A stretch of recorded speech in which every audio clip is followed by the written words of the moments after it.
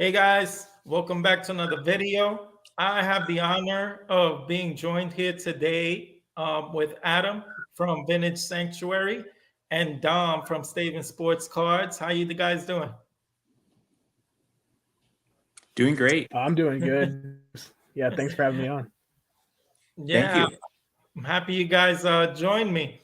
Basically, I asked you guys to come on was because I think both your channels are pretty cool. You guys are new to YouTube, and I wanted to basically find out what your mindset is with the experience so far with less than a year, and see what your experience has been, and I just want to delve into like how it's been for you, because I think both of you guys have had a successful channels so far, and not even a year in, right? So Adam, I guess I'll start with you. um, what got you wanting to start up a YouTube channel? Sure. Well, thank you, James. Thanks for having us. I'm honored to be here with two hobby heavyweights. So thank you so much. Well, I never wanted to start a YouTube channel.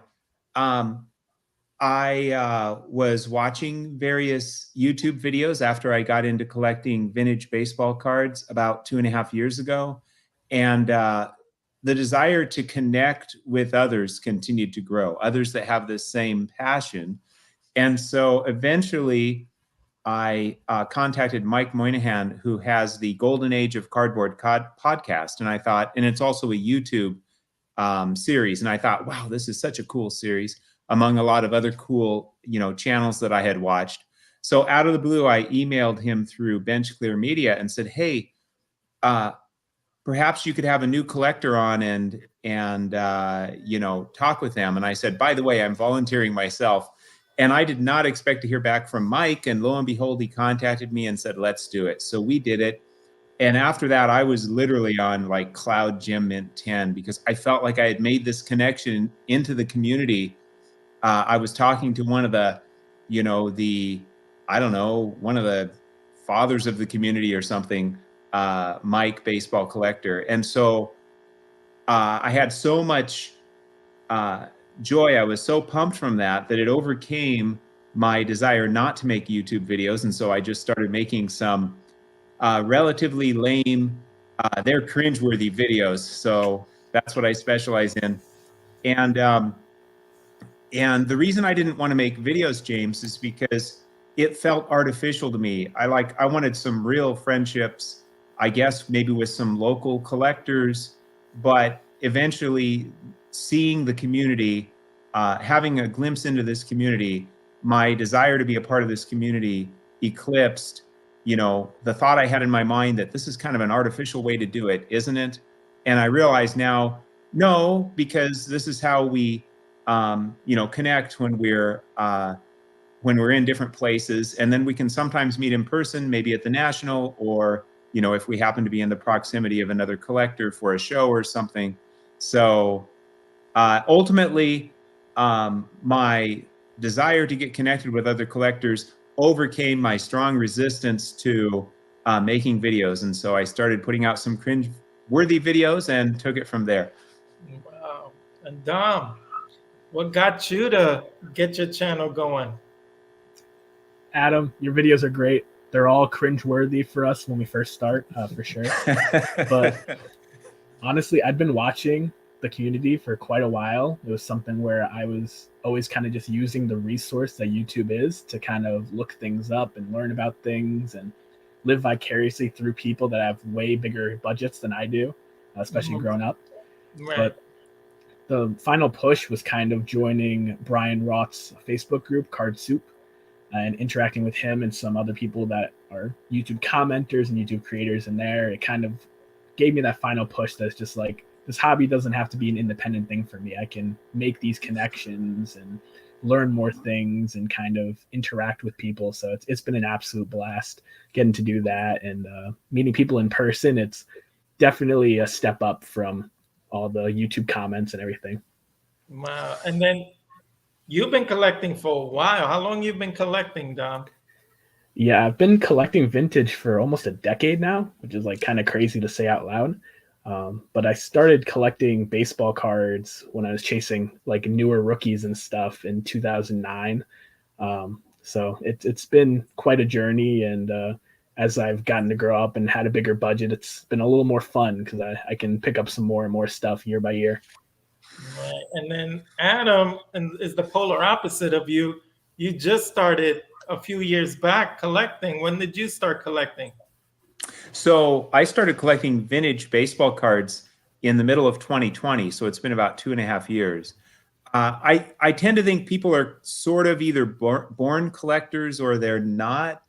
And so I've always been a collector. When I was young, I collected stamps and then I collected coins. I got more serious about coins later on in life, and also had collected some basketball cards mostly and a few football cards like early 90s. But I had never collected any baseball cards. In fact, hardly ever watched baseball. I still have really limited baseball knowledge, which is, it's a good opportunity for me to have some humility, which I should have because I hang out with people that their knowledge is vastly greater than mine, because I didn't even watch any baseball. I might watch like maybe the last game or the potential last game of a World Series, where it could be clinched. I might watch for baseball. And so I was surfing the YouTubes back in the middle of 2020, and I happened to come across this Talking Ball cards with John Paparazzi, and he was doing some reveal, and he revealed some 56 Topps cards. And I remember thinking, oh, those are kind of cool, and then he showed the back, the 3-panel colorful cartoons, and it was like this nostalgic rush hit me, and I said, I want one of those. So just to keep it brief, I got online, knowing nothing. I mean, obviously I had a collecting background, but knowing nothing about vintage baseball, I got online. I thought, well, Hall of Famers are good.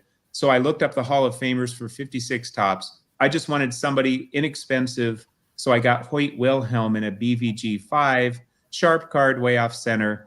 I gave that away to another YouTuber because he really likes Hoyt Wilhelm. So I'm happy I did that. That'd be Vintage Card Steve.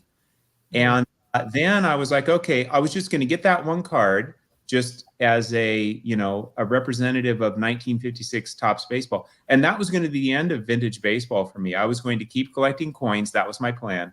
And maybe a few days later, I had this sinking feeling in my gut, I kid you not, which was I want the mantle out of that set, the 56 Topps mantle.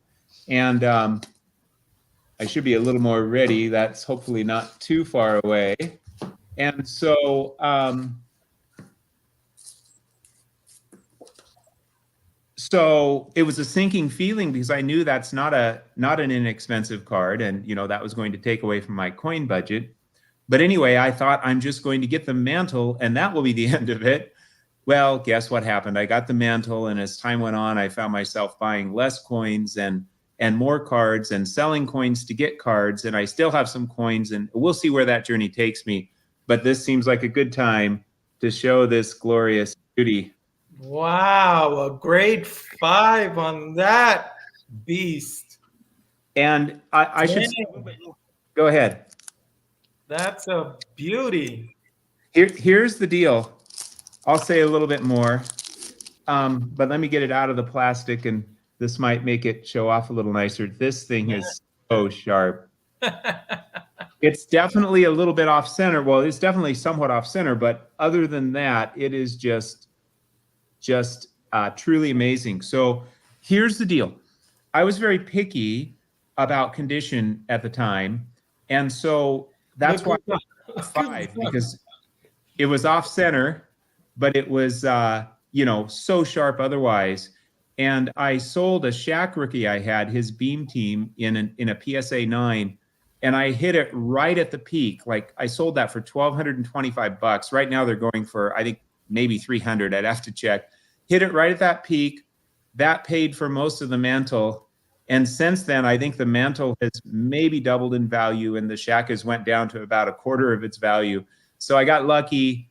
And if I were buying that card today, because I backed off on condition a little bit, and because I'm somewhat less picky, and because it's became worth quite a bit more, I'd be looking for a lower grade. But I got the 5 at the time, so I will probably. I'm not selling it unless maybe possibly at some point possibly I buy a lower grade and then sell it, but I really like the card. Yeah. And That was the start. Look who's crashing the party. How you doing, John? Oh, hey, didn't know you let me in. I John. let you in, but you look like you were really caught up with your card collection there. Oh, I was just looking at some baseball cards. Oh, what's new? I should say, if I could just say something else really quick. You had mentioned at the beginning, James, that Dom and I, our channels have, I don't want to put words in your mouth, but essentially have done well. John has something to do with that because he shouted me out. He shouted the Drew out. He said, hey, here's an example of what not to do. No, he didn't say that. He said, I'm joking. He said, these are some up and coming guys. Check out their channels. So, that certainly gave me a boost, and I really appreciate it. And I was honored. It's like, John is one of the most knowledgeable longtime collectors in this community. So, really touched that he would shout out somebody who has very little knowledge and is just starting out. Yeah, I mean, that's very what similar. everybody should do that, right? Yeah. And Dom, you collect maybe a little bit like John, where you just an opportunistic person. It speaks to you and you buy it. You don't discriminate. That's like everything. You want to have it all, right? Am I a little bit right with that assessment? It's pretty fair. I mean, I might never have the Mangini collection, but it's definitely something that is fun to learn about new stuff and pick up new stuff. Because a lot of the times you can find stuff that people don't even know exists or people don't really think about or search. So that kind of stuff definitely excites me. And the bigger my budget's gotten, the more I've tried to pick up cards that excite me like that, for sure. Now, is that a paisano thing? What's going on? Is that an Italiano thing? Yeah, built different for sure. Well, so Dom came up to the National and introduced himself to me, and we hung out for a while. I was impressed with him because of his age and what he collects. And subsequently, since then, I've been really impressed with your knowledge, Dom. You know a lot about the obscure sets and so forth that surprised me sometimes. Yeah, definitely. I'm Yeah, I appreciate surprised that. also. Because how old are you, Dom, if you don't mind? I'm 23. Wow. Yeah. At 23, to respect the hobby the way that you do, you should be commended for that, Dom. Some people... Yeah, Sorry about that. I'm just saying some No, people that later on, in collecting. What were you going to say, John? I was going to say that, Adam, when I met him or got to know him early on, and he was requesting, to see me at the National and walk around and buy a card with him. And you got that 52 Topps Willie Mays. And you remember how bad the coverage was. And I was with my Misfits, and he was texting me. I'm trying to hook up with them, and I have very spotty coverage, and we're trying to figure out where to meet. And James is like, "Don't go meet that guy." And I'm like, "No, I got to meet Adam. I got to meet up with him. I promised him." And so I didn't listen to James, and we got to walk the floor a little bit. And that's when I met you. That was your YouTube mistake, not listening to James. But this YouTube community is so amazing for that reason. I mean, here we are. We just meet like through video chat or whatever, and comments, really. And next thing you know, we're meeting up at the National. So would both you, Adam, and there goes the maze that you were referring to. Oh, wow. Yeah. This thing, I've probably talked about it a gazillion times, but talk about gorgeous, authentic, but you know what? Cost me less than just about any one, I suppose, other than maybe a really, really beat up one, and just looks absolutely gorgeous. So yeah, the color, the registration, not centered very well, but I don't care. The part I cared about, it's just absolutely gorgeous. Now, Adam, you almost returned that. Tell us that story. Yeah. So first of all, I went to the National, and the first night, I think it was Wednesday night, I'm walking around. I have not met any YouTubers yet, and I'm really overwhelmed. I mean, I had been to some card shows, but nothing nothing anywhere near this big. Plus, I've traveled all the way across the country, and it was a crazy travel day, to Chicago and over to Philadelphia, and then a train, and then a bus, and not knowing what I'm doing. And I'm not somebody who necessarily embraces change, even though I'm happy to be, integrating into this community, starting out. These are big changes for me. So I'm just totally overwhelmed. So I'm at the show so far on my own, walking around, and I thought I have to simplify my situation. So I was just looking at all of the 1952 Topps Willie Mays cards that I could find, and I'd see other cards too. And this one really jumped out at me. And so I happened to meet Mike Moynihan first, and I said, hey, look at this card with me. And he knew that dealer, and he negotiated and got the price that I would have been hoping to get. So that's really cool. So I got the card, and the dealer said something that's really cool. The dealer said, it's MM7. I think he's out of, anyway, Mike somebody. I could look up his name. I've got his card. But anyway, I think he's out of Oklahoma maybe. But he said, anytime during this national, you bring this back, I'll give you your full money back, like if you find something else you want. So the next day I'm, walking around with John, which let me just say, this is amazing, that John would walk around with a newbie like me. So I'm really honored. And so I'm thinking about taking this back, but I think really it was less about the card. And it was more about, I spent a big amount of money. That was a big purchase for me. This is all kind of new. I'm somewhat overwhelmed, even though it's a good new. And so I did come close to taking it back, but I'm glad that I hung on to it, and that Authentic, to be open about it, it was like, well, it doesn't have a number, do I need a number? So I was also kind of wrestling with that too.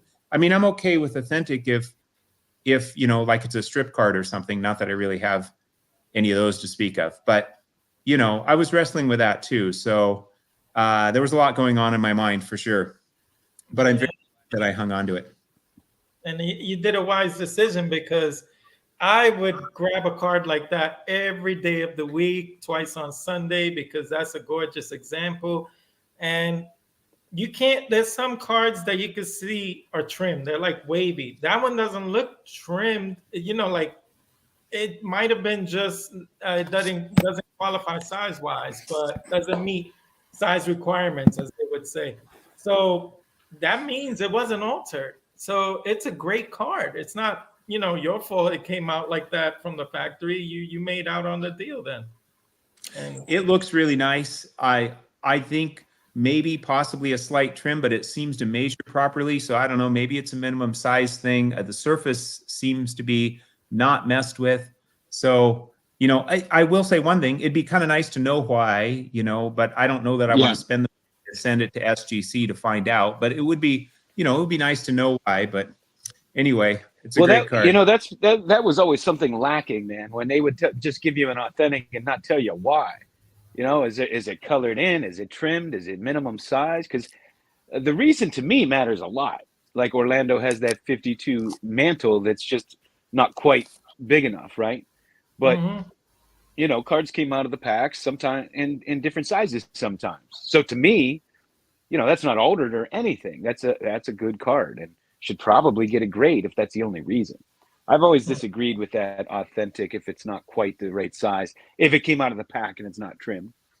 Right. Well, let me say one other thing, at the risk, I don't want to dominate here, but it is interesting that it says Authentic, but it doesn't say altered. A lot of them will say Authentic altered for the PSA. So I don't know if there's a distinction there or not, or if the submitter just said, I just want it authenticated. I don't know, but it's interesting. It seems like most of them will say Authentic altered or something else as opposed to just Authentic. So I don't know if that means anything. It's always been ridiculous that they won't give you a reason. I mean, you're sending it in, you're paying a fee. They should tell you why it's not getting a grade. That's at the bare minimum. They know. Why wouldn't they share that with the customer? Right. So Dom, I wanted to ask you, basically, with your collecting style, what do you think you gravitate more to? I know you're working on the 65 set. What else do you gravitate to? Boston Red Sox, I guess, pickups, and what else? Well, how would you describe your major collecting style? Yeah, I mean, my buddy Jake at Legends Never Die, he calls me a Hall of Fame type collector because when I find out about new sets, I like to gravitate towards the new things and try to get an example for my collection if I can afford it. Mhm. But yeah, it falls in whether it's like with the Red Sox, Carly Stremski, Tops Bucks, Beautiful. just different issues and stuff that aren't typical Tops issues. Because me and John have talked about this. You can find the Tops issues any day, and Yep. you don't always find this other stuff. So when I can get that, it's great. Obviously, with my top set, I need to get all those cards to kind of check it off, but it doesn't quite excite me the same way as finding and learning about these sets does. So I try to be opportunistic and find different things, even if I can't afford it. Definitely just to like learn about it and see how it's distributed and how many are out there. Right. Those So you, bucks are tough. yeah, you like the really obscure, unique stuff. So I guess uniqueness attracts you then. Oh, definitely. Yeah, and I know John, he wants to collect one example of every set ever. So he just likes it all, wants it all. Right, John? Yeah, well, the thing is, that's a lifelong task, really. And so if you make a goal too easy, you obtain it, and then what? You got to come up with a new one. So I figure for the rest of my life, I will try to get at least one card from every vintage set. Now I'm going to exclude some, obviously.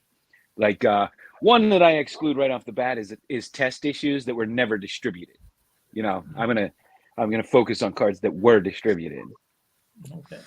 I have something that wasn't distributed and is very unique. This is my parting gift from helping out with the movie scene with Mike Moynihan. He gifted me this. So I'm very appreciative, one of a kind, at least for now, because he has a friend that's making them. And I love it. I love it. This is my way of having a 51 mantle without having one.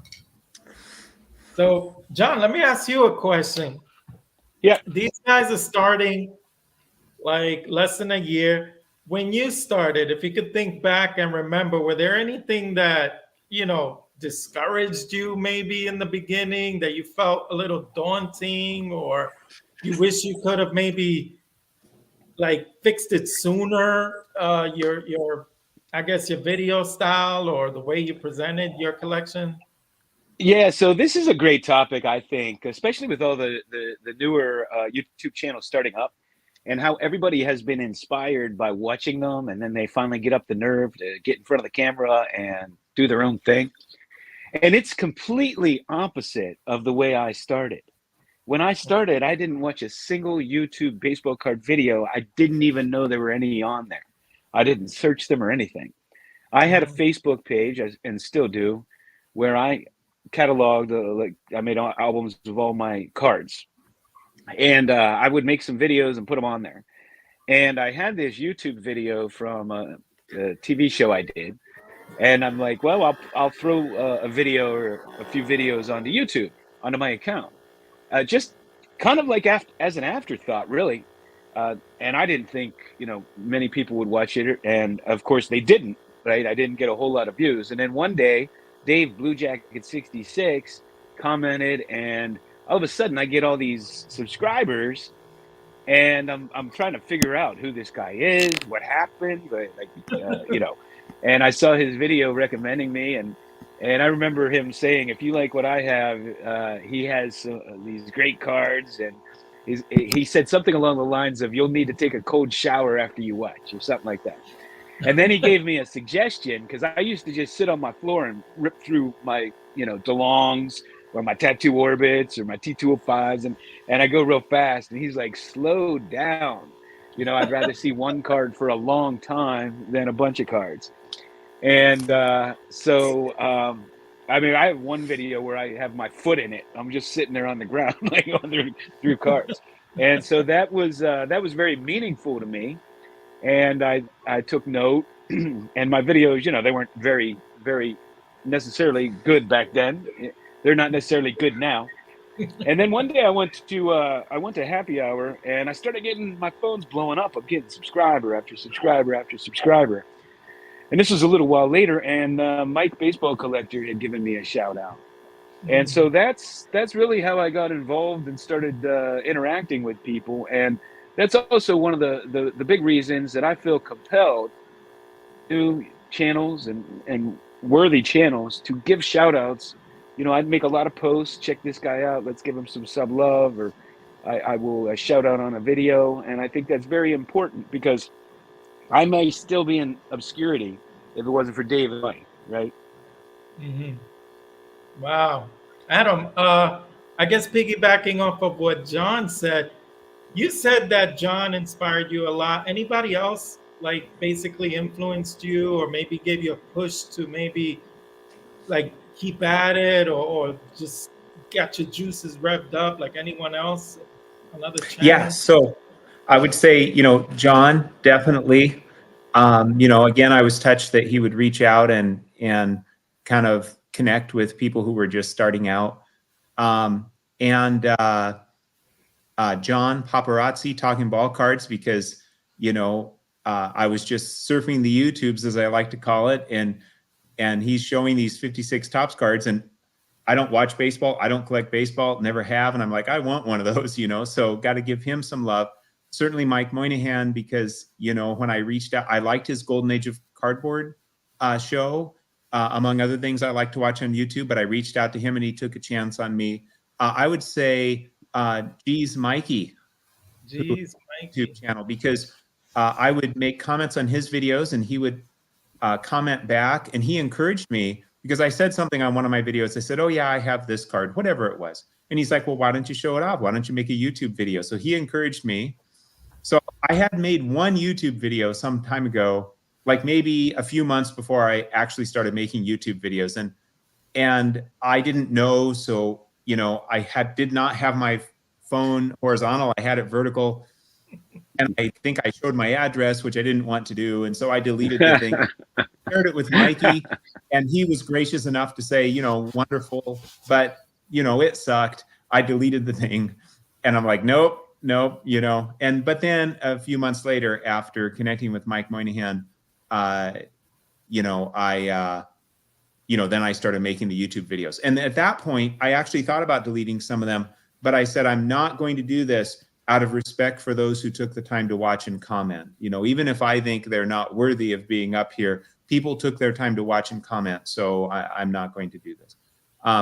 Leave them. But, you know, there's other people too that certainly had some influence, but those are the main ones that come to mind at the moment. Geez Mikey is a good name you brought up. What I love about Geez Mikey is that he constantly shows a different way he does things, his sets, what he picks up, how he picks up. He tries to give advice.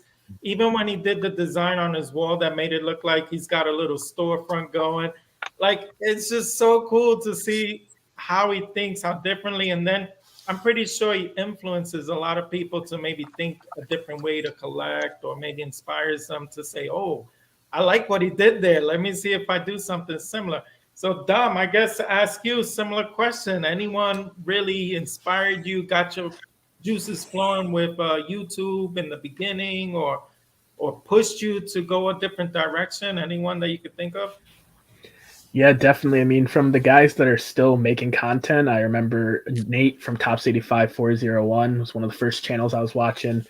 Ray from Philly, Mike Baseball Collector, obviously. Just seeing a lot of the cool stuff that I got to learn about, like what the key rookie is and what are the key cards in certain sets. And here are sets that are not Topps or Bowman, and kind of just slowly finding channels like John's and Dave's Blue Jacket 66, where you see some stuff that I don't even know how to type it into my computer. Some of that stuff's really cool, but it's just been really awesome. I think my channel got a really good head start because when I told Brian that I made my first video, he shared it immediately. So a lot of eyes were on me right away, which was really nice of him. And then John, during his national recap, shouted me out, and I had a big boost in subscribers from that. So definitely a lot of positivity in this community, both from the watching end and the interactions, for sure. Big T over here, Kenton Card Collector. He asked an interesting question, which I'm going to pose to John, since it seems like he does 3 videos a day. Have you ever taken a break from YouTube, started up again, had to get used to showing cards and talking on camera again? Like that, I don't know. Have you ever taken a break, John? Burnout or something? Nope. I mean, maybe a week or two when I was super busy or traveling, but not really. Wow. I guess to answer that one, I've had 2 instances in my first year. And my son pushed me to keep at it because I would get maybe 20 views and maybe 5 of them were myself reviewing my stuff to see what I could do differently. And then he encouraged me to keep at it. And I remember I was like, I don't know, like nobody cares. And then I don't know, he was one of the pushes. And then there was another one where I was doing I think my dynamic duo series, and I was putting a lot of effort into these videos. And I was like, for what am I doing this? I know I like doing it because I'm passionate about it, but I'm not getting paid for it. It was like, I don't know, I just thought it was warped to do this. And then suddenly I drop a a Dallas card show video. And like John said, like 2,000 views overnight. And it was like, holy crap, I was wrong. People care. I guess I'm going to keep at this. And those were like my 2 instances I can remember where I was about to take a hiatus. And after that, it was just, keeping up with it was probably it, but not really taking a hiatus. I guess for you two, Adam and Dom, you haven't experienced like burnout yet, right? You're still too new to it. I guess I'll start with Adam.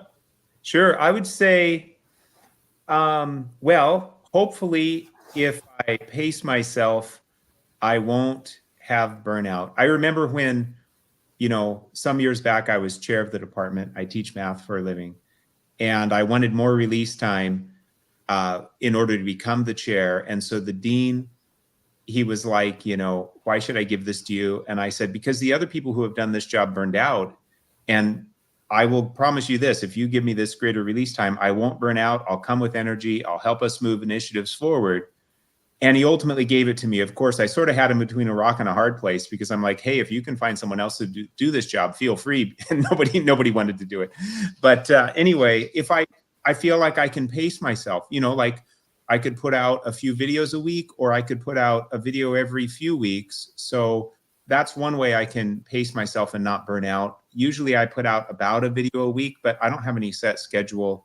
And then the other thing is I am still kind of wrestling with watching content because I have other things to do in life, of course, as we all do, and other things that are vying for my attention. So I feel guilty for not watching as much of other people's content as I think I should. And I don't think anyone's holding me to that. It's really just something in my own mind. So I'm still working with that, trying to kind of find that balance where, maybe I watch 1 out of every, not that there's a number to it, but 1/5 of somebody's videos or something.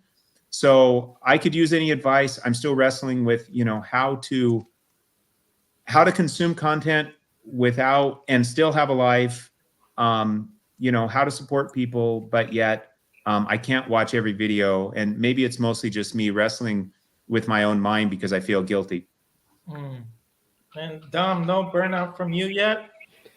No, and I think that's kind of just because of the approach that I've kind of taken to it. I didn't come here to be like a content machine. I kind of came here to just interact with people and have a good time. So I haven't been like pushing myself to, if I didn't make a video this week, that's okay. I've kind of just been trying to make videos to support other channels through VRs when I have the time, and talking about pickups and stuff that I'm passionate about when I get the chance. And I'm more of the quality than quantity type of guy with that. So haven't had any burnout, and I don't think I will anytime soon.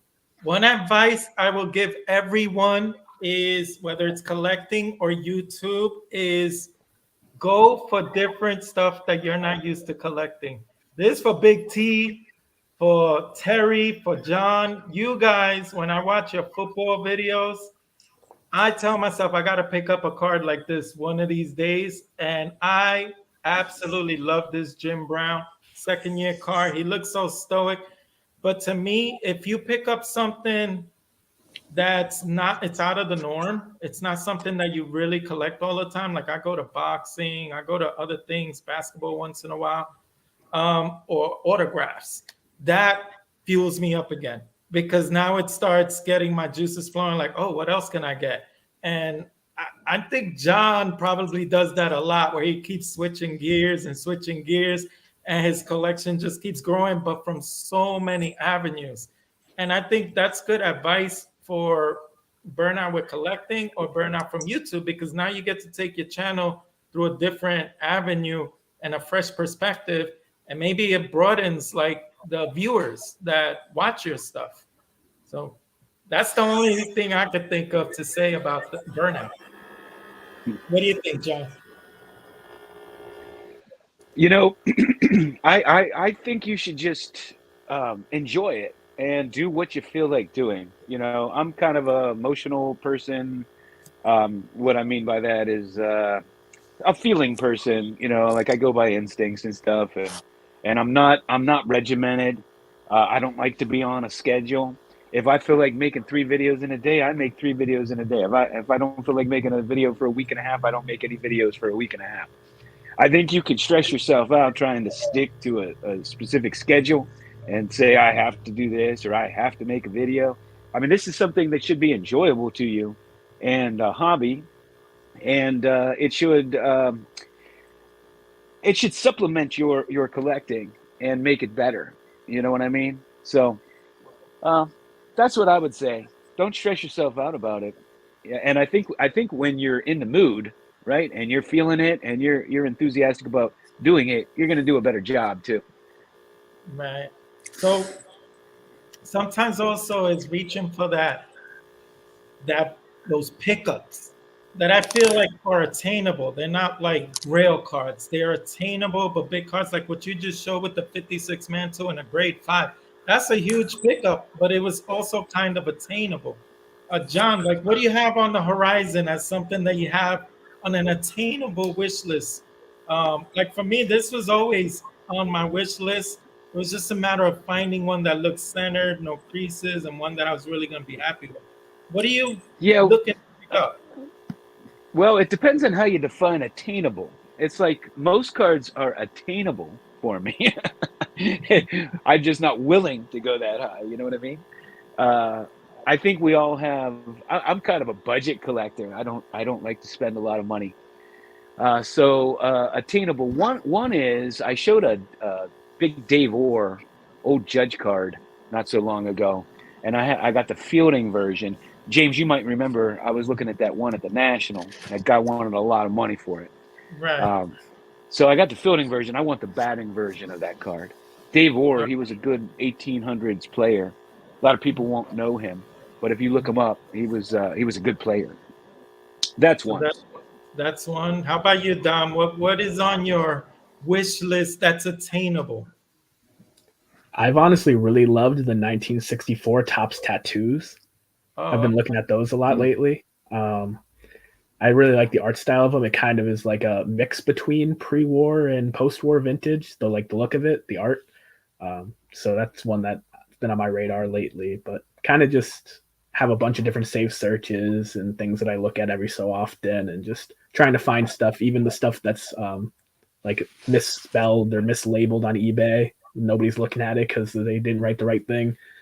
That kind of stuff's fun to look for as well. Okay, and Adam, what about you? What's your next little whale that you're looking for? Yeah, and I would say I wrestle with, and not in a negative way, but it's a cool, I think part of the fun of a hobby like this is it's something in our lives that we have control over. Now, obviously we're working within budget or whatever, but so much of life we only have a certain amount of control over. So I wrestle with, there's what I call grails, whether they're expensive or not, that I'd like to go after. And then there's also lots of cards that are, not grails I'd like to go after. And kind of, there's one part of me that says, just go after the quote unquote grails in my mind. And there's another part that says, mix it up. So that's part of the fun. I guess I could make an announcement, something I don't have yet. It's going through eBay Authenticity. So I could make an announcement right here that I picked up what I'm going to call a budget grail that was on my list. Are you ready? Let's see it. So I don't have it to show, unfortunately. Well, I could probably show a picture on my phone. Announce it. I think I could probably find it on my phone here. Let's see. Okay, come on, Adam. Get your act together quick. People are waiting. So us card collectors, we can envision it in our brain. We'll see it. So you're going to like this, John. So one of the cards that I have desired is I've kind of been on a little bit of a Stan Musial kick lately. Did I mention Stan Musial? The pristine one. Nice. With the pinhole. Yep. This thing is just gorgeous. So one of the cards I wanted is the 49 Bowman Stan Musial. You might be a little jealous, John, because I know you like cards that have writing on them. So I found one in a poor one. It's got some writing on the back, and I was like, what do those numbers represent? There's Stan Musial's some of his 1950 stats, his 1950 RBIs, home runs, and batting average, which was almost certainly written on there like shortly after the 50 season. But the front looks great. I mean, the back looks good too. It just has some writing on it neatly at the bottom. So here's what the front looks like. I realize it's not going to be perfect because it's on a phone, but it is just absolutely gorgeous. It happens to be well-centered and bright colors. So I'm calling that a budget grail. It'll be coming in the mail within the next year since it has to go through eBay Authenticity. Hey, I'm still waiting on one from weeks and weeks and weeks ago. I'm so frustrated because I'm working on this this W575-2 set a little bit. I got a stack here. And I got another great Hall of Famer and one of the best players ever. And I've been waiting weeks for it. I think it's been 3 weeks now.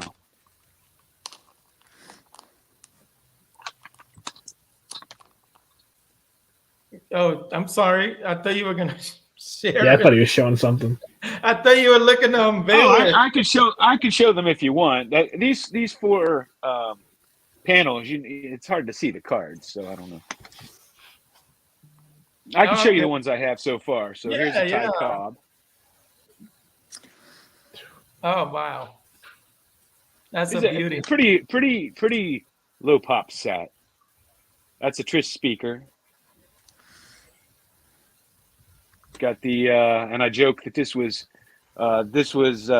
he was doing this long before Mariano Rivera's rookie card, but he was in street clothes. This is Eddie Collins. And this is the Ozzie Smith of his day. Phenomenal defensive shortstop, Rabbit Moranville. Yeah. And then I got a Joe Bush here. And I have another top Hall of Famer coming. Of course, the Babe Ruth will be the tough one for this set. That goes for a fortune. The Ty Cobb's up there, way up there now, but I was fortunate to get this before the boom. So what you spend? I think there's only like 20 or 30 of them graded. Wow. Sweet. As you know, I had my Ty Cobb pickup just recently, and the rarity. Thank you, guys. The rarity is the low pop. Like it's something to be said for that. And I guess Dom, you know, also because you like to snag those, and you get excited when you snag those. I know in some of your videos, you really go into it and how rare it is and how fortunate you were to find it. It's something when you come upon those, right, Dom? Oh yeah, definitely. And this is the one that always comes to mind for me now. It's the 69 Super Proof. Nice. Of Joe Morgan. And this is the only one that PSA is slabbed. So there might be one in somebody's barn or attic or basement or something, but as far as PSA knows, I have the only one. Yeah. Good for you. You see, that's why I'm so impressed with you. At 23 years old, you already know to go after those scarce and rare items, which puts you ahead of the game, like so far ahead of the game, I'm going to say. But Adam, are you I've been trying to get the Clemente in that. Oh, yeah. Good luck with that one. Adam, are you Yeah, they've gonna? been going for a lot of money. I know you like collecting some of like the well-known cards, and you try to get them in great examples. But that's one way to collect, and I admire that a lot with the eye appeal. Or you're gonna maybe try to transition and try to pick up also those rare ones. Yeah, that's a great question. Well, first of all, I just have to say, Dom, I'm impressed that you have resisted being seduced by all of those shiny objects and just putting all your money into the modern cards. So, I'm on a shiny kick right now. well, that's fine. Anyway, we'll see where the journey takes me, James. I've got a long way to go. And the deal is, obviously, on my budget, I mean, it's bigger than some, smaller than others. That's all relative, but it will take years. I mean, I could just think of years worth of stuff right now, things I'd like to collect over the next several years. So I don't know exactly where the journey will take me. If you ask me what I've been excited about lately, I was picking up what I would call some grail cards and selling some coins to help make that happen, such as the Stan Musial Leaf card, for example. And so I've kind of been on that kick. I was excited about getting the 49 Bowman Musial because that was another big card on my list, but yet I got it in a 1, so it didn't cost that much, relatively speaking. So, I love that I can spend less money. I don't know. I only have a few pre-war cards, most notably some Yankee contributors. It's possible I start heading in that direction. So I think there's probably a natural progression to it. I think, people do tend to maybe, if they get into vintage, maybe start dabbling in pre-war and then maybe get really excited about pre-war. Adam, Splendid Sports says, I don't want to look at those pre-war. I mean, I'm putting words in his mouth maybe, but I don't want to look at them. I don't want to talk about it. I don't want to see them because then I'm going to like them and then I'm going to want to go get them. So we shall see. I have gone down so many rabbit holes in my collecting years. Yes. Yeah, it's a bad habit. You have all the rabbit holes, John. What are you talking about? I have. I tell you, I don't think there's a category of card I don't have.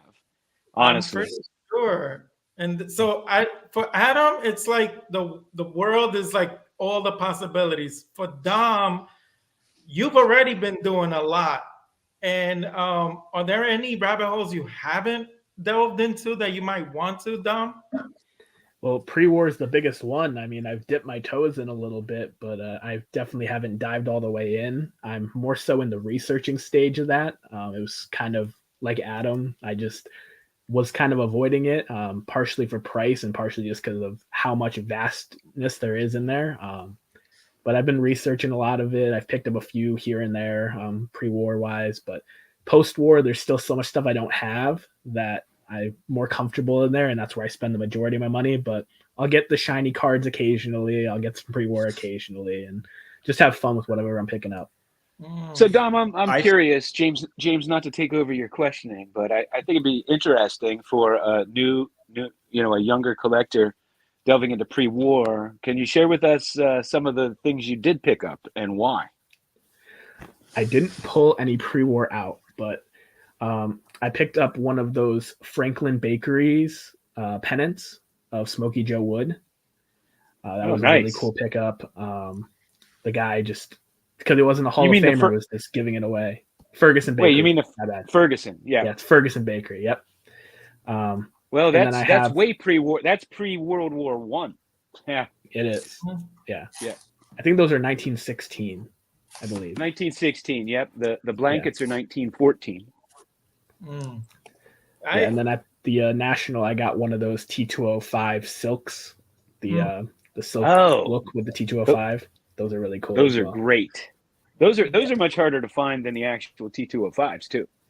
And I'll just say this: if anybody isn't familiar with the 1916 Ferguson Bakery pennants, they're not like the blankets. They actually have pictures of the players on them. I have a Honus Wagner that is phenomenal. I love it. One of my favorite pieces in my collection. But that is those are well kept secret to many collectors, and they're way more affordable than buying their cards. Right. That's definitely true. Now, I will grant you this, Dom. When you say that you're starting to research it, my Lord, it's like the greatest feeling to like now be smart with like so many eras of baseball, like what you've watched, the vintage, which is more common knowledge, like all the information is more readily available with that. But then for pre-war, you have to dig. And you have to get familiar with all the strip cards and the sets because they're so tiny, obscure. People don't care about them. They didn't write a lot of stuff on them. So you have to dig. But when you do so, you get so smart about it and you feel like you elevated your collecting game to now another level, which is so cool. I'm in the process currently getting into autographs. So 52 set building and autographs. Those are my two new rabbit holes because I never set build. And I figured, all right, I'm going to try it for the 52. And then with the autographs, I'm starting to get into them. I don't know why. I love them now. It's like, but it's just certain types though. So it's also your collecting style, like what speaks to you. And that's the main thing. If it speaks to you, that's all that matters. And that goes for everyone. And right, John? Yeah, James, you got a big autograph recently, didn't you? You want me to share it real quick? Let me go get it. Yeah, man. Yeah, Dom, it's really cool to see you. It'll be interesting to see your collection 10 years from now. And Adam, man, he put together a killer collection in a very short period of time. So I actually like that it has the picture on the back where they glued it onto the picture, so it's almost like you pretty much know who Walter Johnson is after that. I do want to share a pickup I got today in the mail. Oh, let's do it. It goes along the line of my rabbit hole I'm getting into. So I'm trying to be opportunistic, and that's Miggy Cabrera, his autograph from when he was in Marlins. So I'm trying to pick up CC Sabathia, Adrian Beltre before they get into the Hall of Fame and their prices double. And Miguel Cabrera was one that I said, well, it's probably already high, but when he goes into the Hall of Fame, it's probably going to get higher. So make sure you pick him up now rather than later. Because I look at McGriff. You could have gotten McGriff's autograph for like a third of what it's going for now. I'm like, are you kidding me? I don't even want to pick up that autograph right now. It's so high. Yeah, if you didn't get it right after they get into the hall, you just have to wait a while. They'll come back down to earth. Look at Ted Simmons. His card was going nuts right after he got in. And a few months later, you could get it for a lot less. And that's what happens. It's like Johnny Manziel comes up and they're paying ridiculous amounts of money for it. And a couple months later, you can't give it away. Right. And Roland's going through that now too, Scott Rowland. And I'm like, Scott Rowland. Yeah. Oh, yeah. They all do. Look at Minnie Minoso. I used to be like, I couldn't believe how cheap his cards were all my life. I couldn't believe it. And then when he finally, when he got into the hall, now they're finally where they belong. But his cards were cheap for years, decades.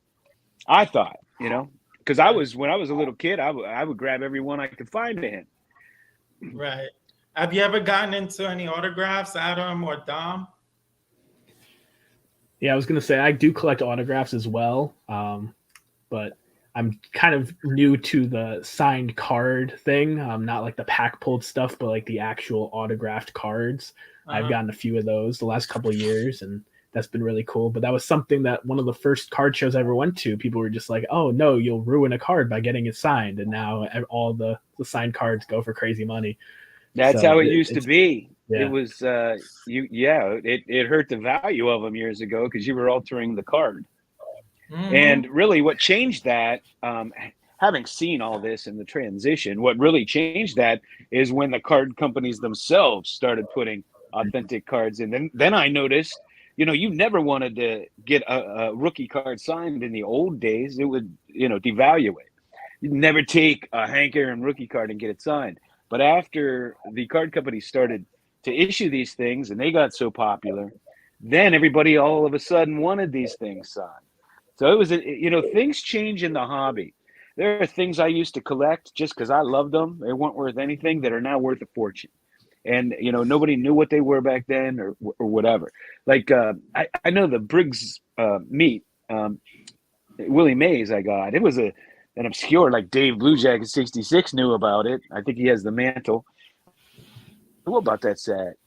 And then I know Rick was watching one at an auction recently. It sold for over $13,000. And, that was just a few years ago was a cheap card, relatively cheap compared to now.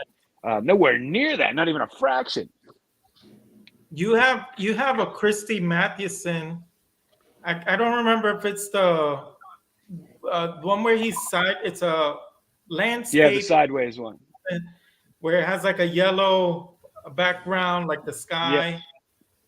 That card, I remember I could have picked up. There were 2 or 3 of them on eBay. It was just whether you wanted to pay whatever they were asking for. Now you can't find them. You can't find them. Yep. And I was speaking with George, and he's still looking for one. He's been looking for one for like the last couple of years. He can't find one. Well, yeah, and the thing is this is another new phenomenon, is that you used to be able to find anything. And for the most part, not all cards, not the Holy Grails, the T206 Wagner, those kinds, but cards like that, they were attainable. They might have been a little pricey, but if you wanted it, you could have it.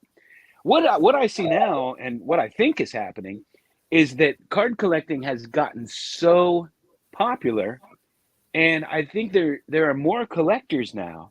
So when you see like this Ty Cobb come into a person's collection, it never leaves, right? You don't have people flipping them as much and selling them as much. It's harder to get your hands on them to sell. This is what I'm noticing, because there are a lot of cards that I have watched over the years that I used to see all the time that I don't even see anymore, just like you're saying about that card. Right. And I just think there's a lot more collectors that are, once it's in their collection, like me, you're never going to see it again unless you watch a video of mine, because I ain't selling it. Let me ask Adam, to the point that we're discussing. You have like this, the world is your oyster mentality, where you could just go anywhere. Your collection still hasn't taken its shape. Do you take our advice and our experiences and maybe start, trying to do it the way we are doing it, or the advice we're giving out? Yeah, well, one day I hope to have the guns that John Mangini has, but the card collection I'm never going to attain that. So I just see if I can, have the guns. So I would say I'm definitely learning from others. To me, part of there's a couple things here. One is we'll see where the journey takes me. I don't have any autographed cards at this point. I don't have any memorabilia cards. I have, very little pre-war. So, I have very little that would be considered obscure at this point. And I have, almost nothing that would be considered modern. And it's not that I'm against any of those things. Part of it is also opportunity cost, because if I were to spend money on modern, that's money that I don't have to spend on vintage. So, there's a number of things that interest me, and I try to say to myself, okay, lots of things interest me, but what do I realize we don't need to own anything, but what do I have a strong desire to own? That's what I'm going to go after, because every time I buy something, it's an opportunity cost. That money could be saved for something else. So, so far, I'm mostly in the post-war vintage realm at this point. And also, I really like cards with color. And I realize there are lots of pre-war cards with color, probably, I'm sure more than I know, no doubt. But a lot of them are black and white. So I'm not so enthused about that personally. Now, could that change? Sure, it could. So there's that aspect as well. There's a number of cards that are just really visually appealing to me, and I tend to gravitate toward toward those. So I don't know, James. I realize my answer is probably kind of fuzzy, but who knows? Is it conceivable sometime down the road I could get into autographs? It could happen. I don't see it happening at this point, but it could happen. Could I get into some modern cards? It could happen. I started heading toward a few of those Tiffany cards from the 80s. So, you know, that's me moving in a direction, I guess. So time will tell, but it is all obviously an opportunity cost. There's things I wouldn't mind owning. It's just that if I go after those, then that's going to take away from the budget to buy the things that I'm focused on right now. Right.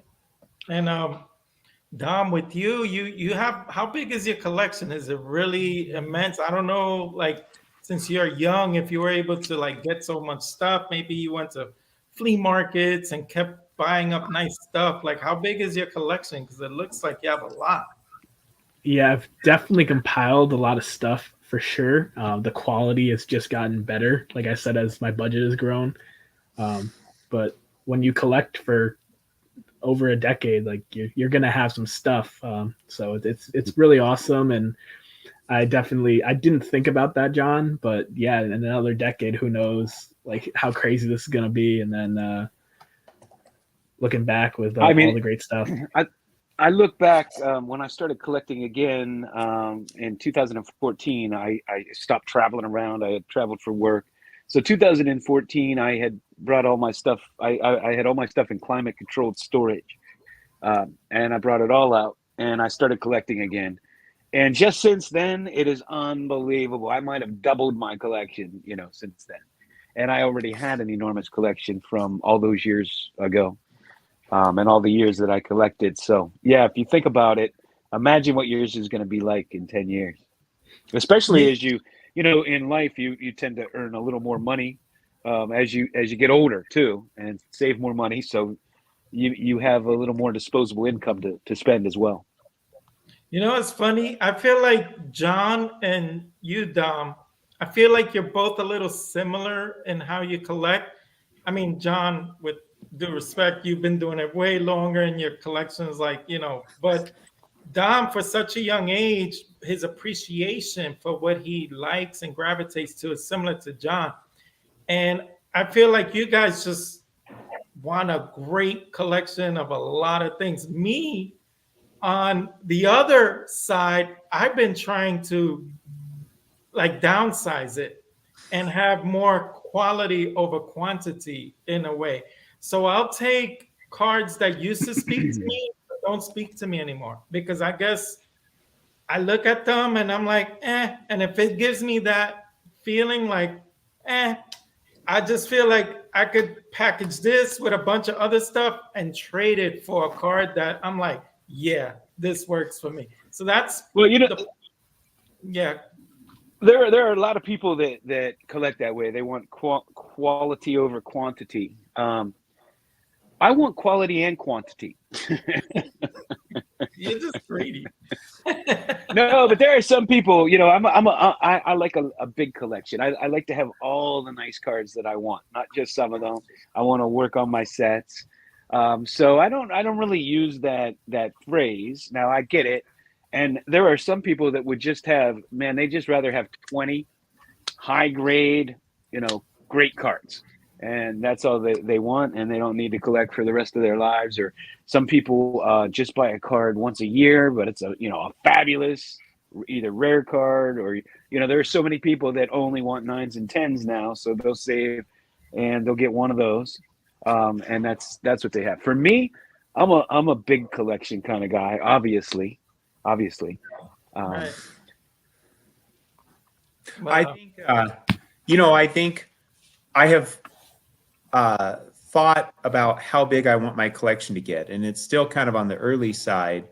I'm not sure I want it to be really big, and I think when somebody talks about quality over quantity, they could be talking about, you know, cards that are very popular in the hobby that tend to go for large sums of money. They could be talking about high, you know, cards that are in a grade that's higher than that's an expensive price in that grade.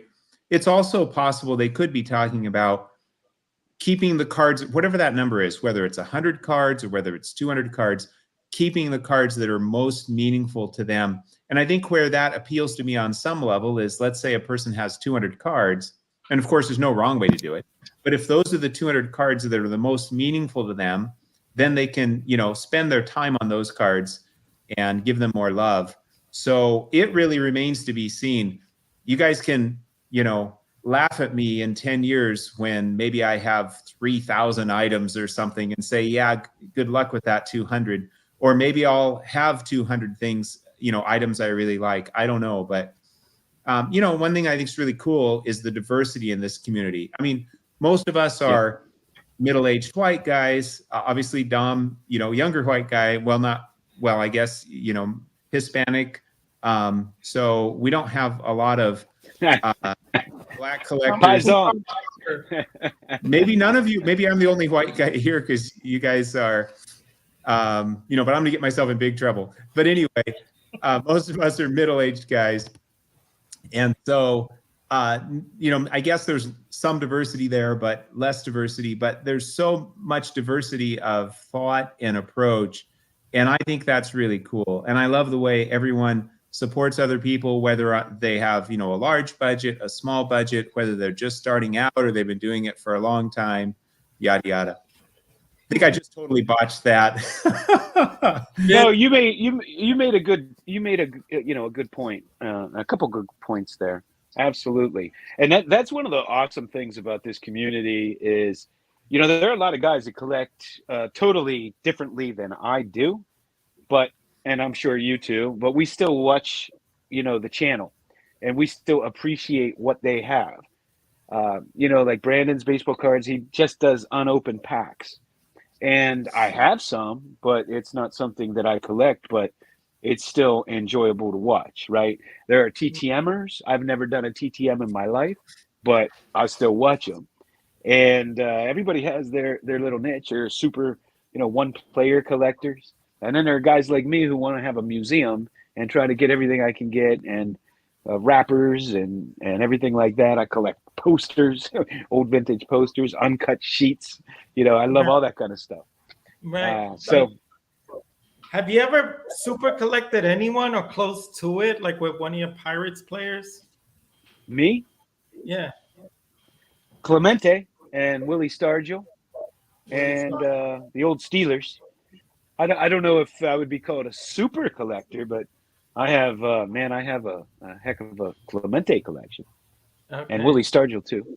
Dave Parker. Dom, for you, any super player that you gravitate to, Yaz or someone? Yeah, I was going to say Yaz is my guy in post-war vintage, but I don't have enough of a focus to be a super collector, I don't think. I bounce around a lot, so... Right. I mean, Mantle for me is the closest, and I probably have like 10 or 11 of his cards. I don't think that qualifies as a super collector. How about you, Adam? Anyone you kind of have a little bit more you gravitate to? Well, I have more. I mean, nowhere near a super collector of anything, but I do. Like, there's a lot of sets I don't even have a card from yet, but that's okay. It'll happen. But I do have, you know, a disproportionate number of Eddie Lopat cards, I guess, compared to others. I just think he's kind of cool. He was, you know, the junk man. And as I understand it, they would wear kind of these wool uniforms and it would get really hot often on the playing field. But Eddie Lopat would go out there and he would just stay cool. It's like he wasn't sweating, you know. And Ted Williams probably gave him the greatest compliment when he was like that blanking Lopat. So, you know, he was a great pitcher. I know he'll almost certainly never be in the Hall of Fame. But the other thing I like about him is, you know, he could hold his own in terms of, like, Joe Page used to give him a hard time because he didn't have a fastball. And Eddie Lopat said to Joe Page, you know, you're right. You know, to pitch the way I pitch takes brains, Joe, brains, you know. And so shut up, because Eddie Lopat knew how to, you know, how to play that game. And he would give his time to others. There was some young pitcher who, you know, waited outside the stadium, and Lopat gave him his time, gave him an on-the-spot lesson, saw him at some time later at the stadium and went out of his way to, you know, help him some more. So it's really interesting. I've never seen the guy play other than a few short clips, but just a little bit of reading I've done, somehow I gravitated toward this guy as a pretty cool guy. So I've got more low pats than, compared to other things, even though I don't have that many Eddie Lopat cards. But I want to get his rookie at some point. I'll tell you, James, I'm kind of a super collector. I didn't set out to do it, but I'm kind of a super collector of Jimmy Fox, Dizzy Dean, Walter Johnson, Carl Hubble. I tend to have, I have so many of their rare cards that I ended up with tons of them. But it wasn't intentional. It's like if I could find some obscure Walter Johnson, I would buy it, or Jimmy Fox or whatever. And Jimmy Fox's cards, I always thought were underpriced. I mean, you could get them for a fraction of Babe Ruth, Lou Gehrig, those kinds of players, right? Even Hank Greenberg.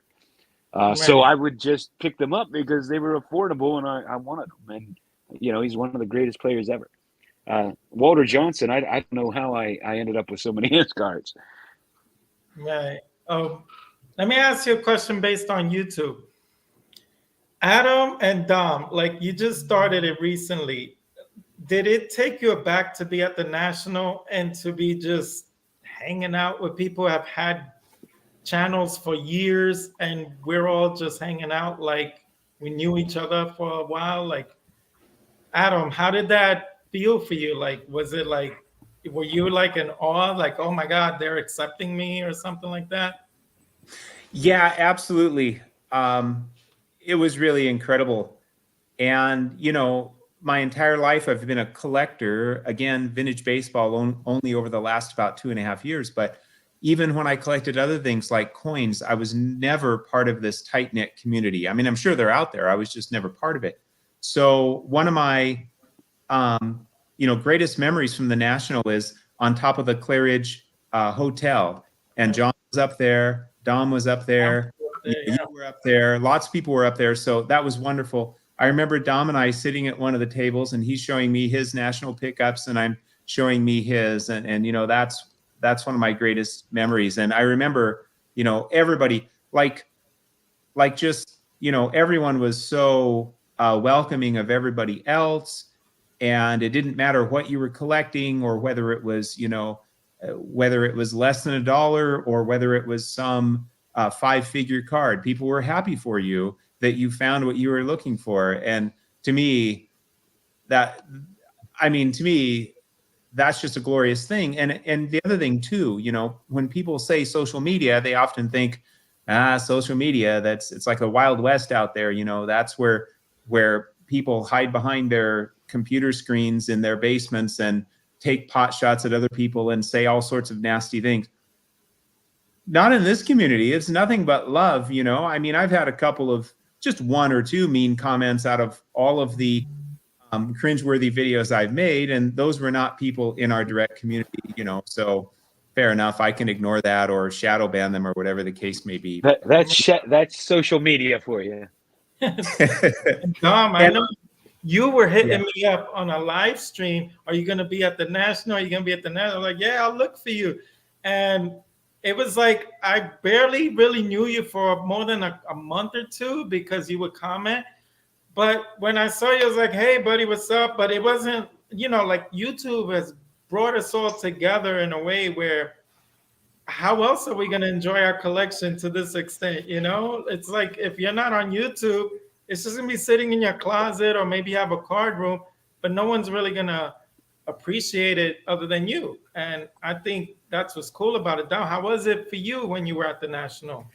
No, that's why it was truly like the time of my hobby life so far. It was really awesome because the hobby had been so independent for me. My dad and mom would support it, but they weren't collectors and didn't quite get it. So being able to finally like interact with you guys and then put a face to the name that I see on YouTube all the time and get to hang out with you guys and just talk cards, see your approach, all that kind of stuff was just really cool firsthand because even the local shows around here, I know a couple of dealers, but we're not really like friends. We get along, we talk, but having like real friends that share the same passion as you, it really like levels up your hobby to like a whole nother level. So I absolutely loved it. Yeah, and then John was excited to get to the national last year because he was already big and a Hall of Famer, but at least he got to now interact with everyone in person. How was it for you, John? That was my first one. I had never been to the national. Always, on my bucket list. Um, and I've never been to the Baseball Hall of Fame. That's on my next bucket list.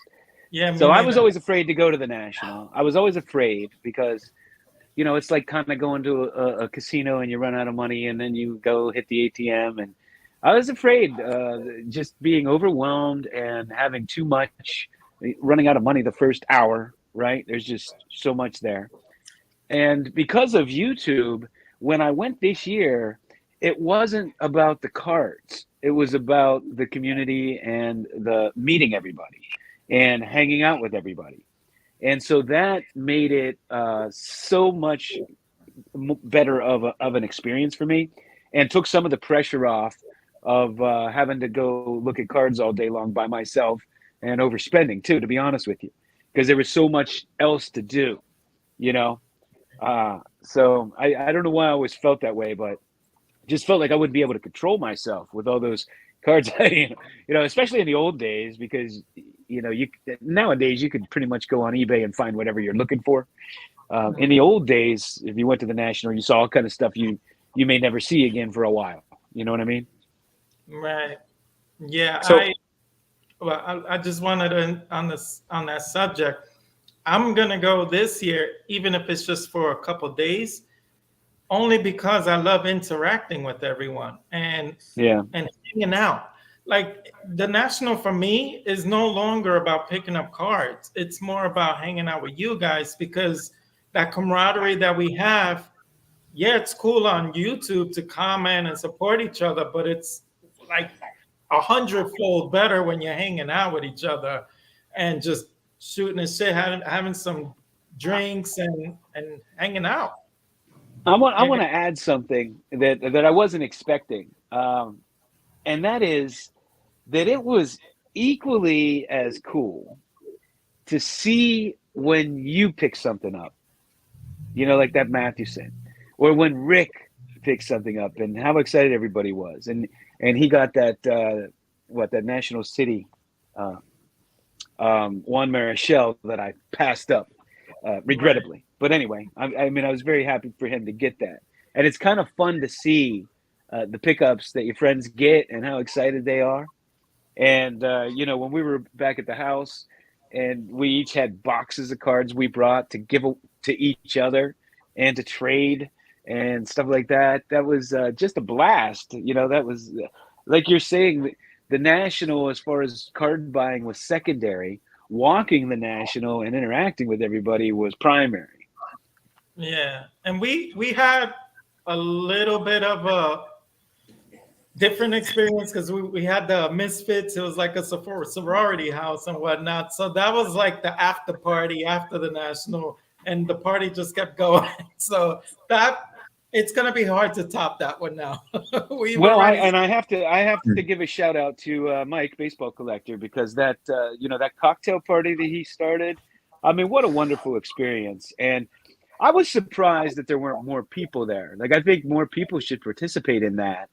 But you get to talk to Dr. Beckett, you get to talk to all the YouTubers, and then I got to meet people who comment on my videos but don't make content, and so I got to meet some of those folks as well. And it was just a fantastic experience, just hanging out there all night, having some cocktails, and so I got to give him a shout out for starting that, because it's really a fun experience.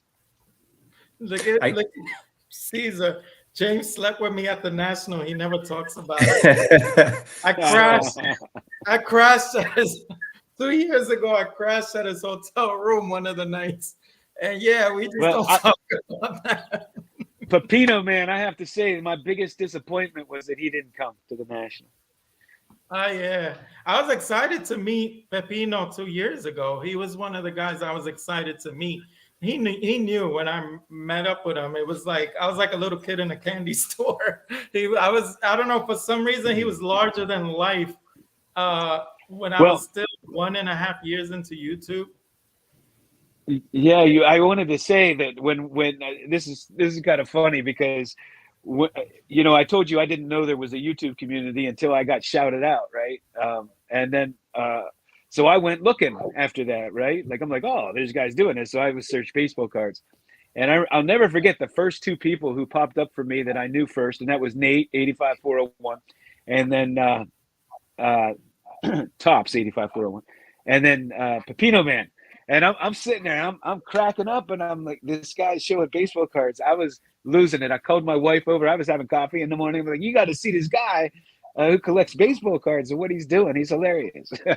So Pepino Man, I think everybody finds him early, and he's a hoot.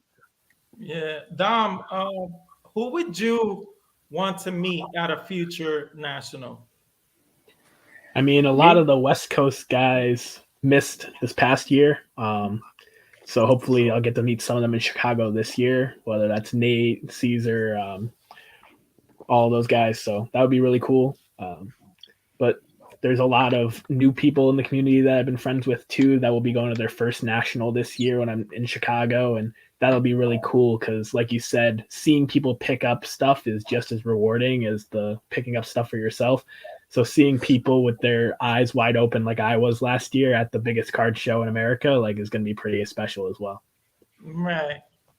Adam, how about for you? Who would you be excited to meet if they made it out to the national?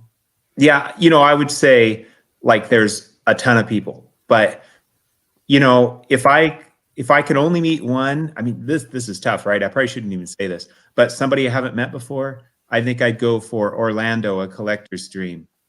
He just seems like such an awesome guy. So a ton of people I want to meet, but I definitely want to meet Orlando. I'd like to meet Jason. I'd love to hang out with him. Oh, yeah. Yeah. He's such a great guy. And let me tell you real quick, a couple things. One is my Dr. James Beckett story. So I was up Thursday night at the get together, and Jim Beckett was sitting by Mike Moynihan, and Mike had all his cards laid out. He had quite a haul at the National. By the way, I would have been happy, to buy almost nothing at the National. I happened to have a bigger chunk of change than usual because I sold, my biggest coin, big coin, to help finance the trip. So I had more money than, typical. But anyway, Mike had all his, pickups laid out there. And he said, Adam, I want to introduce you to Jim. And I'm like, oh, hi, Jim. And I think Mike realized I didn't realize that that's, the Dr. Jim Beckett, right? So he goes, he doesn't know that you're like, Dr. Jim Beckett. And I said, oh, Jim, it's still nice to meet you. Even if you are Dr. Jim Beckett, it's still nice to meet you. But anyway, so you asked earlier about being influenced by you guys. Well, on top of the Clay Ridge Hotel, I remember John Mangini and Lou from Lou Rock TV. We were talking about cards, and they said, oh, yeah, you need the greatest leader card ever. So they took me over to Jake. Like, hook this man up right now, And I think Jake maybe had one, and I said, oh, sorry, Jake, didn't mean to bother you. I'm looking for a graded one. So, and I love this card, but, John Mangini and Lou Rock are, probably the two people that most influenced me, by not by saying, hey, collect what you like, but by saying, you need this card. We have some opinions. I have it. That's right. Yeah, in my opinion, that's the greatest leader card ever made. Definitely. I have yet to own that one. And I mean, Clemente, Heron, and Mays on a leader card. That's just awesome. The 62, I told you the next one after that was the 62 home run leaders card in the American League with Roger Maris and Mickey Mantle, because that was monumental back then. And you also told me, and I think this might have been your first card, the 73 tops with Babe Ruth, the home run leaders, Babe Ruth. Oh, yeah. I don't have that one yet either. Yeah, that was my favorite card growing up. That's still one of my favorites, just a classic. When you're a little kid and you have a Babe Ruth of anything, it's so exciting. Right. So are you guys making it out to this year's national coming out, Adam, Don? Yeah, I'll be there. John, are you making it out? I'm not sure yet. I'm gonna try. I don't I think I'll be there the whole week. Probably just the weekend, maybe. I don't know. I don't know. I was on the fence because I have a lot of things going on this year, but I think I'm gonna pull myself away for the Thursday meetup. So I'll try to be there Thursday day and maybe Friday. Either I leave Friday or I leave Saturday. But I'm at least gonna be there 2 days, maybe three. But I gotta go. Yeah, 'Cause I'll tell you what. I wouldn't even want to go if I couldn't go for Thursday night. I mean, that's one of the best nights. yeah, and even the Friday hangout is cool too because that rooftop one was just as awesome. It Yeah, was but that's not a regular thing, right? That was Filmington and Wilmington. He's done them 2 years in a row now. So I think okay. he does one every year. Oh, Filmington and okay. Joe. Yeah, and And Well, the Joe. funny thing about that, so the funny thing about that is they had it at a place, yeah, Silver Jackify. So they had it at a place where there was another party going on. So we come up to the top and we don't know any better, right? We're invited to this party. So they start giving us these wristbands.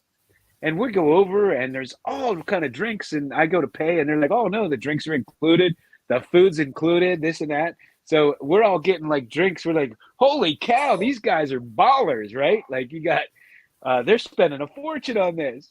And then we found out it was a totally different party. We weren't supposed to be at that party, so we had to go over to the other one. they were taking our wristbands off.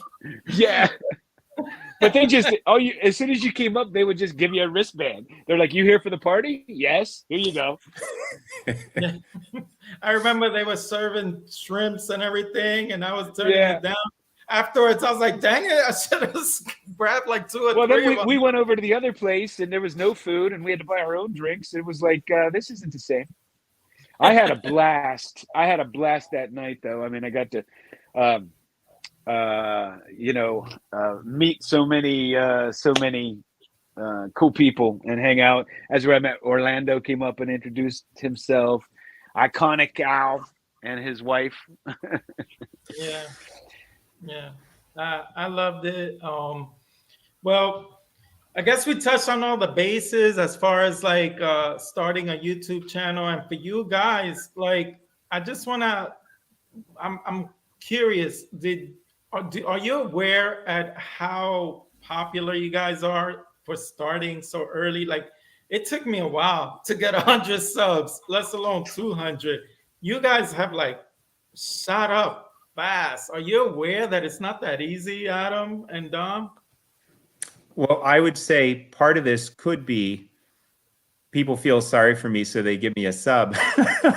Part of it could be that there's a lot more people doing this now, so there's more people, available to subscribe. And then also, when I was on with Mike on the Golden Age of Cardboard podcast, I didn't have my channel name yet, or I think I had a different channel name. I think it was like Card and Coin Collector. But anyway, that sent some traffic my way. John, when he shouted me out, that sent some traffic my way. So I think, those were some advantages. I had some fear, probably irrational fear, but it's like, oh no, am I going to have the time to answer all the comments? What if it gets big? Because I thought it was going to get big quickly. It was just an irrational fear. So literally, as I saw the numbers go up, I've got 30 subscribers, 40 subscribers.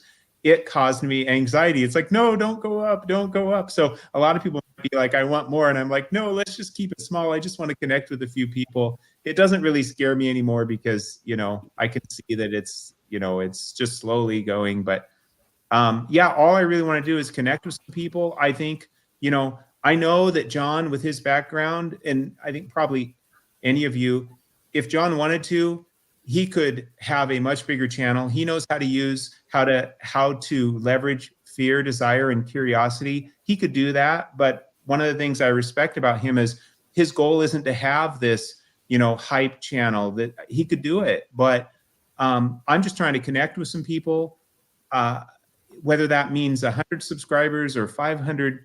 It really doesn't matter. I just want to be able to connect with some people, have a great time, be a part of this community. I really enjoy collecting, the nostalgia, the history, the artistry. So, but thank you for your kind words. Right. Yeah, you know, No, I just wanted to say, because you mentioned that, it's like that is how it is for me, and it's fun because I have a lot of different interests, and I have like a creativity side to me that I don't really get to use at work or anything like that. And this gives me the opportunity, and you know, I have a lot of flops, and I do what I want. You want to unsubscribe, unsubscribe. I mean, I just have fun. If I get a whim to do something, I do it. You know, sometimes we hit home runs, and sometimes we have total flops. Ask Mike about when he burned his baseball cards. You know, but you overcome it, and those of us who are tight knit, you know, you look past it. Okay, that was a mistake, but you correct it and move on.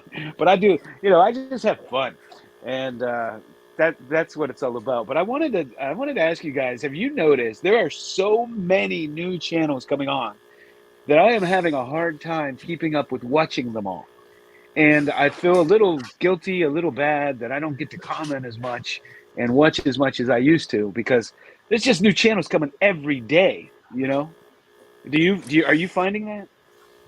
oh yeah. Yeah, I, definitely. and keeping up with them is hard because you have your circle that you know you like to support, and then Yeah. there's all the newer channels that you're not quite used to. You don't know what their style is. You don't know what to expect when you watch their videos.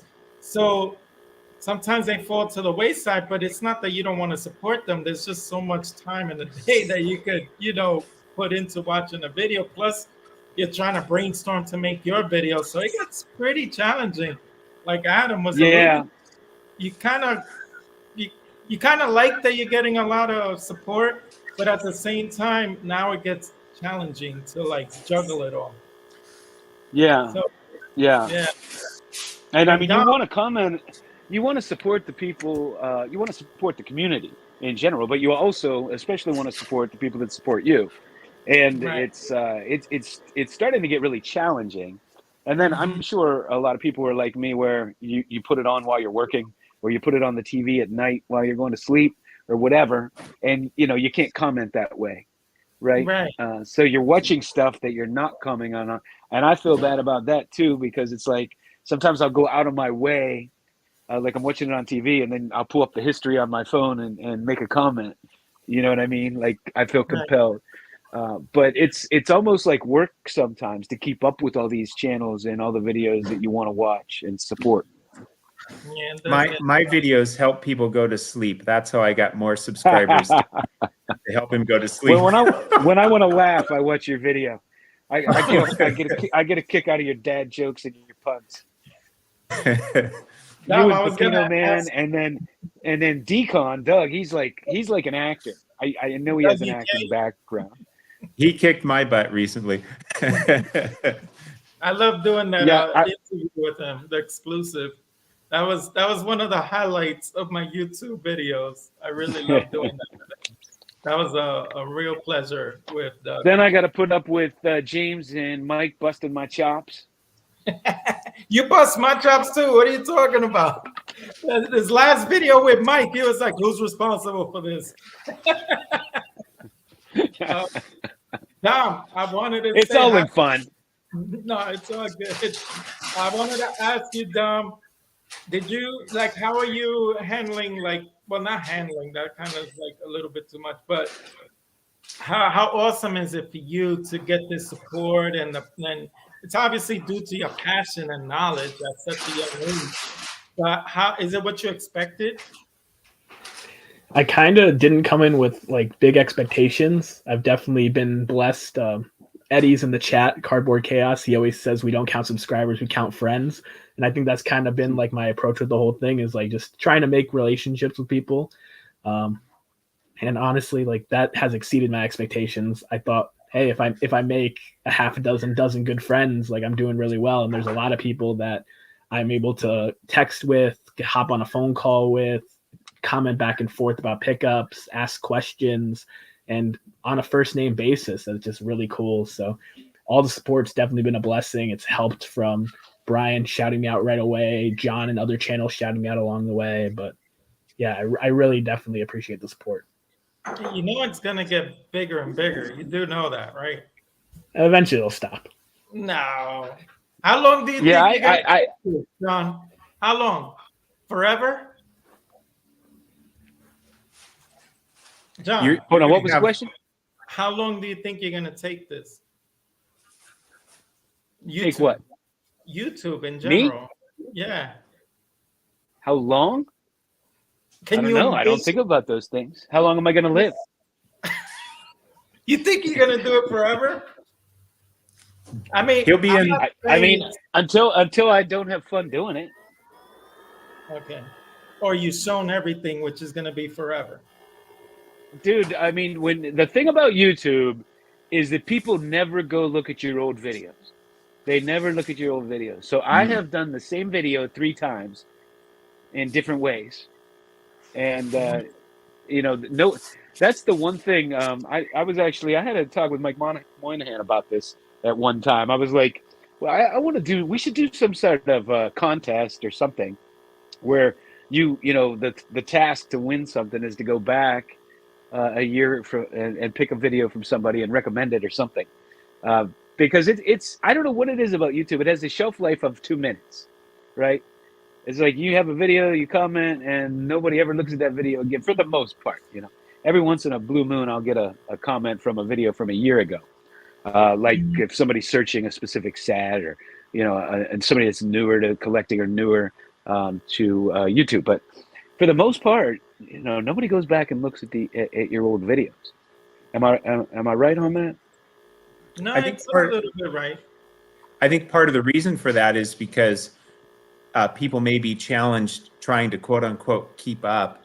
I have seen some of Dave Blue Jacket 66, some of his old videos. I've seen a few old videos of different people, but yeah, I have not went back very much. Probably because the thing is the big channels, when you're watching somebody else's video, like the bigger channels will pop up, right, as suggested for you. And so I think the bigger you are, the more likely you are to get some people looking at older videos. But for the average person, like us, you're not going to pop up that often. And it's okay, but it's just like, I don't think you should ever feel bad about showing a card you already showed or a set you already showed, because chances are most people didn't see it, the first time around. Right. And you're constantly getting new subscribers that are getting familiar with Right. what you have, what you collect. And they're shocked when you show some stuff that you've shown maybe 3 times already. And they're like, oh my God, I didn't know you had that. And I'm like, yeah, for like 3 years, but I don't want to keep regurgitating the card over and over. Well, James, you hit on something. You remember I did that one video and it kind of went a little viral, and I ended up getting like 300 new subscribers in 2 days. And so they didn't know anything about me other than my little rant, right? And so I did a series of videos where I just pulled out like my really good stuff, just to introduce almost to reintroduce myself to all the new subscribers. So that keeps it fresh, but that was odd, that time period, because the thing about YouTube is the people that have the best collections have the fewest subscribers. If you think about it, like during the boom, I mean, you could be sports card investor, just getting back into the hobby, and you get 500,000 subs, but you don't even have a collection.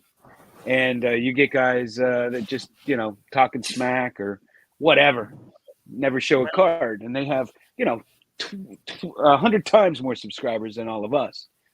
So it's, you should never judge yourself based on that, unless that's the business you want to be in. If you're trying to make your living at being on YouTube, then you do what Sports Card Investor does.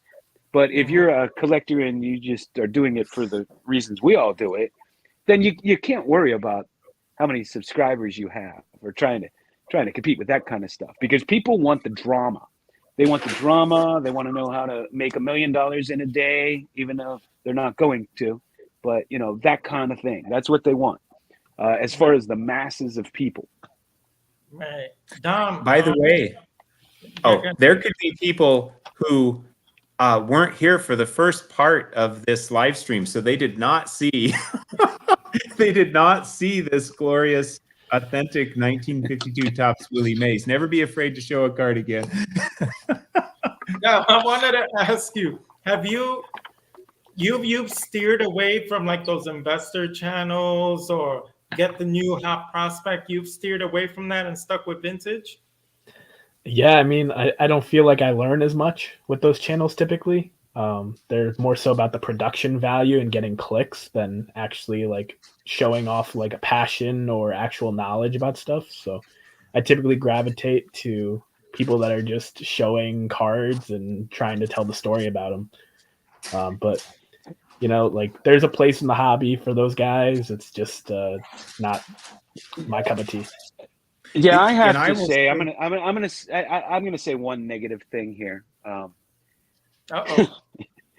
alert! Rant alert! I was subscribed to somebody, and I just had to unsubscribe because every video he was showing, he was opening up junk wax packs with latex gloves, and I just would get triggered every single time. I mean, who opens 1989 Donruss with latex gloves? Like, this is the new world we live in.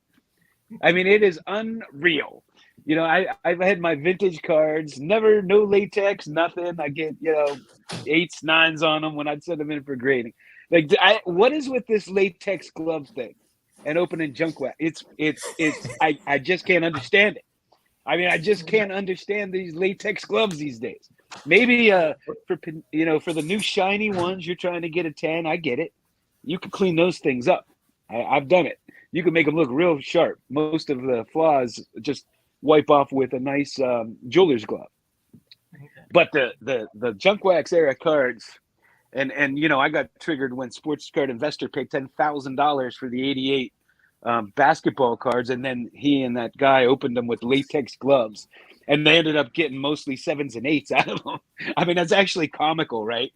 You paid $10,000 for 1988 basketball cards, that most of which are, anybody that's opened those boxes knows they're all off center. They're all off center for the most part.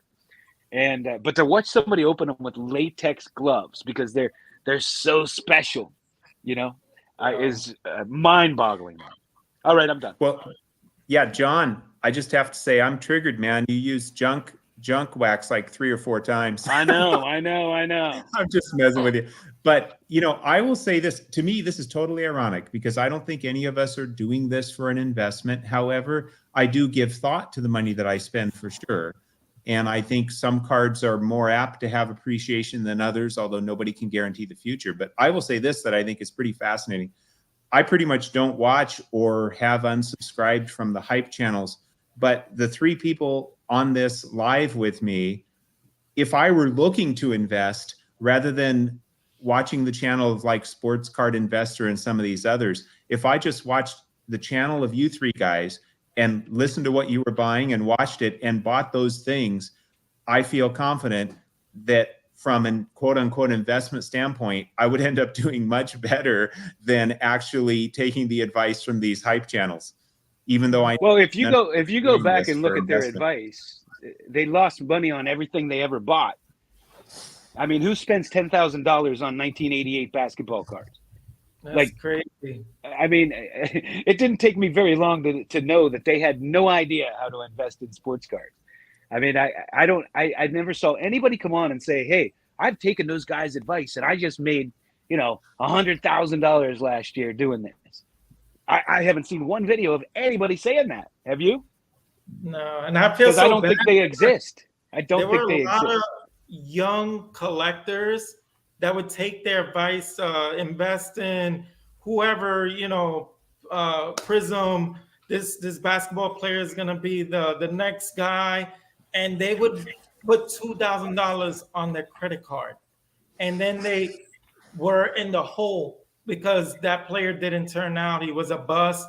And they owe not only $2,000, they owe all the interest that's building up because they thought they were going to flip that. And it's like, I cringe. I feel so bad that they're like following channels advice. Yeah.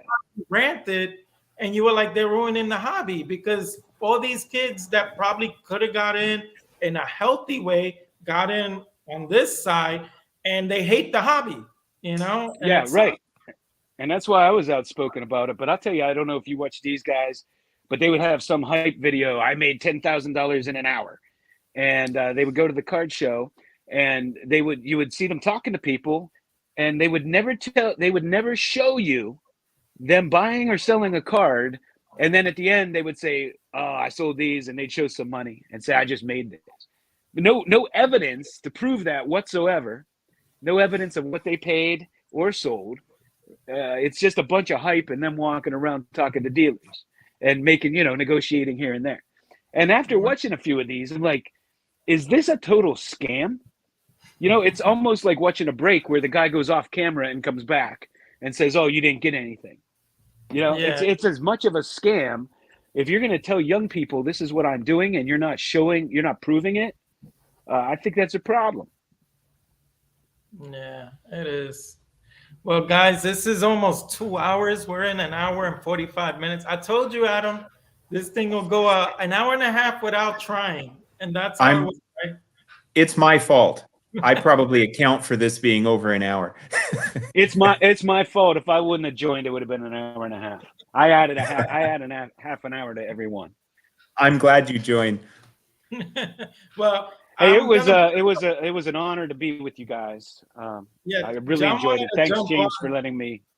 Yeah, I put it out there on the Misfits chat. So I'm having Adam and Dom. Anyone interested in joining? John was like, "I'm in!" Like he got so excited when he heard you. I skipped my workout. I had just taken my Ooh. pre-workout. I was going to the gym.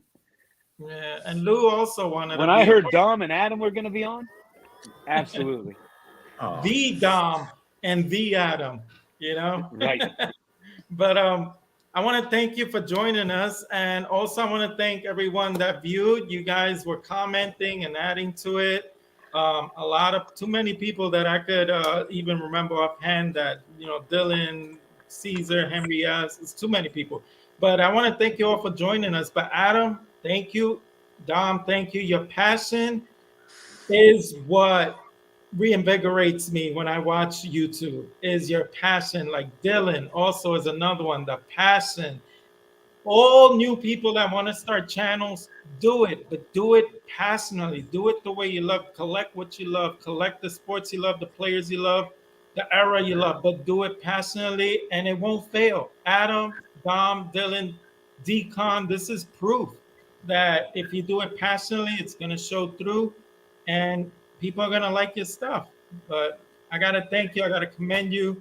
Thank you for joining me, most of all. And John, thank you for helping me, get these guys on. And it was wonderful. It's been an honor. Thank you so much. I feel blessed and honored just to be on. Yeah, I appreciate all the kind words. It was awesome being on, chat with you guys. Always a good time talking baseball cards. Yeah. So with that being said, Dom, get yourself some Stallmeyer Franks. That's the one I'm going to get if I get one. There you go. I gotta show a Chuck Norris quick while Adam's on. Nice. 74 Johnny Pro stand up. Looks somewhat like Mike Schmidt. That's awesome. Hey, wait. I got the super rare Johnny Unitas Johnny Pro. It's just amazing how his room has everything and he knows where everything is and he just shows it real quick. It's amazing. Chuck Norris first solo card. Well, with that being said, I'm going to wish everyone happy hunting. When it comes to cards, I want everyone to stay safe, be blessed, and I will see you on the next one. Bye, guys. Thank you for joining us. And let's end.